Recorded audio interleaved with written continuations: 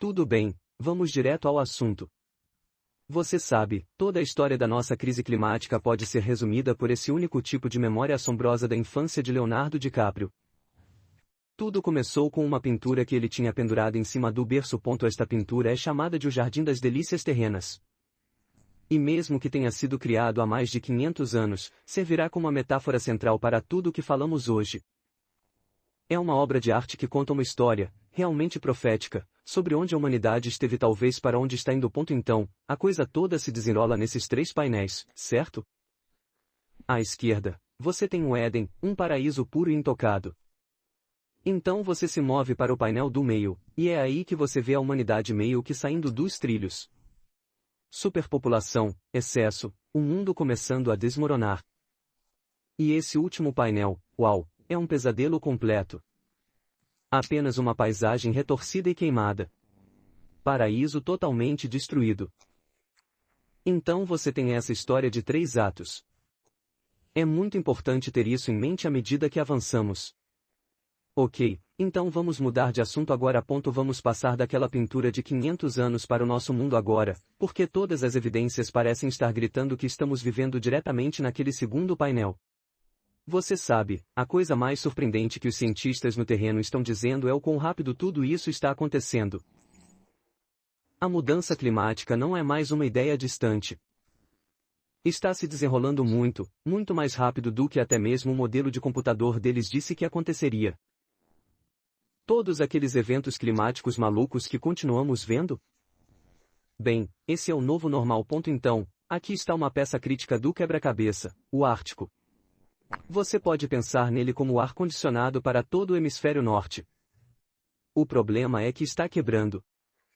O gelo está derretendo tão rápido que o material de origem apresenta essa previsão absolutamente chocante. Em 2040, você poderia literalmente navegar em um navio sobre o Polo Norte no verão. Pense nisso. E a velocidade disso, é só que é difícil entender.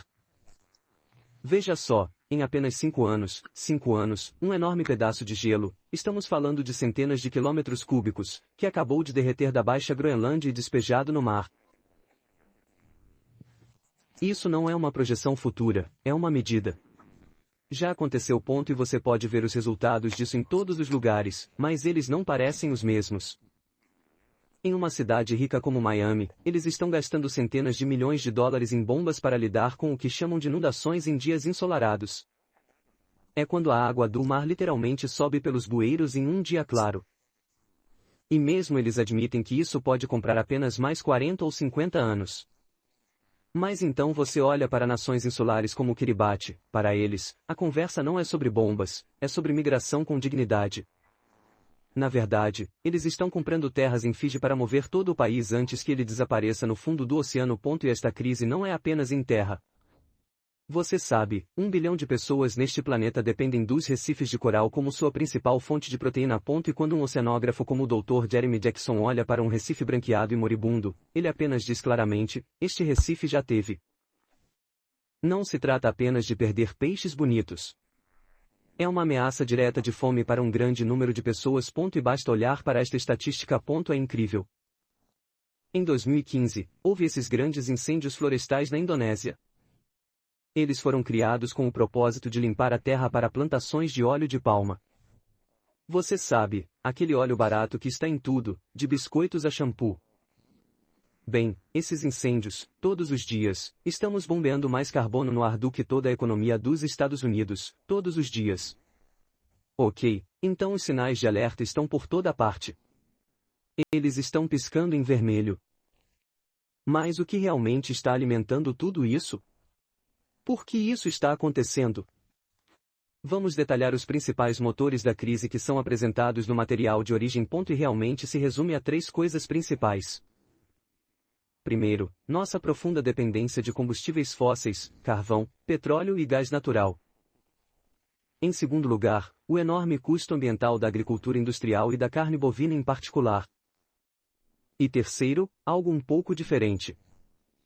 Uma campanha de desinformação muito bem financiada e altamente organizada, projetada para semear dúvidas e impedir qualquer ato real agora. É aqui que fica realmente interessante quando você vê como estamos usando nossos recursos. Assim, nos Estados Unidos, quase metade de toda a massa terrestre é usada para produzir alimentos. Mas aqui está o kicker, olhe mais de perto. A grande maioria dessa terra não é para o cultivo de frutas e vegetais para nós. Não. É para o cultivo de ração para gado. E o efeito dessa escolha é enorme. Veja, as vacas produzem metano, que é um gás de efeito estufa muito mais poderoso que o CO2. Este gráfico realmente coloca isso em perspectiva. Apenas trocando carne bovina por frango, você poderia reduzir as emissões dessa refeição em impressionantes 80 a 90%. Agora, o material de origem também aponta para esse enorme obstáculo. E é basicamente uma guerra de relações públicas. Então, de um lado, você tem essas reivindicações políticas, certo? Como a famosa citação do senador James Inhofe chamando o aquecimento global de a maior farsa. Mas então, do outro lado, você tem a ciência. E a ciência é, bem, 97% dos cientistas do clima concordam que é real e é causado por nós. Esse é um nível de consenso tão forte quanto a teoria da gravidade. Então, o que o documentário está argumentando é que este não é um debate real. É uma campanha de desinformação massiva e bem financiada. Então, depois de ouvir tudo isso, você tem que perguntar, estamos condenados a acabar no terceiro painel da pintura? Ainda há esperança? Bem, de acordo com os especialistas apresentados neste explicador, a resposta é sim. Então, vamos dar uma olhada em como podemos traçar um novo curso. Portanto, a ideia que surge repetidamente dos economistas é algo chamado de imposto sobre o carbono. E a lógica é realmente super simples. Se você tributar algo, as pessoas tendem a comprar menos. Então, ao colocar um preço na colocação de carbono na atmosfera, você cria essa razão financeira realmente poderosa para que todos mudem para uma energia mais limpa. E aqui está a parte realmente inteligente, como isso poderia ser feito sem realmente tornar a vida mais cara para a pessoa comum. A ideia é torná-lo uma mudança de impostos, não um aumento de impostos. Você pega todo o dinheiro que ganha com a tributação dos poluidores e o usa para reduzir outros impostos, como os impostos que saem do seu salário. Portanto, a carga tributária geral não aumenta, apenas muda. Ele muda para a própria poluição. Agora, no cenário mundial, temos o Acordo de Paris, e esse foi um momento verdadeiramente histórico. Pela primeira vez, praticamente todos os países da Terra concordaram com metas reais e verificáveis. Basicamente, construiu a estrutura para uma solução. Mas, e este é um grande mais, o material de origem é muito claro que as promessas feitas em Paris não estão nem perto do suficiente para realmente resolver o problema. É um ótimo primeiro passo, mas não é o último. E isso nos traz de volta para onde começamos. De volta à pintura de Bosch e de volta à escolha final e urgente que está bem na nossa frente. Qual painel vamos escolher para o nosso futuro? Então, depois de ver tudo isso, a ciência, os impactos do mundo real, a política de tudo isso, tudo se resume a uma única pergunta. E é provavelmente a questão mais importante que enfrentamos. Podemos realmente mudar nosso curso? A tempo. É aqui que essa metáfora da pintura bate tão forte.